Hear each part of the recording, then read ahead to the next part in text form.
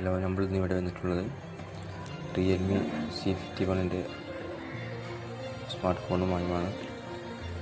Box പീസാണ്. 4GB റാമും 64 സ്റ്റോറേജും വരുന്നുണ്ട്. ക്യാമറ ക്വാളിറ്റി അത്യാവശ്യം ഓക്കെയാണ്, കുഴപ്പമൊന്നുമില്ല.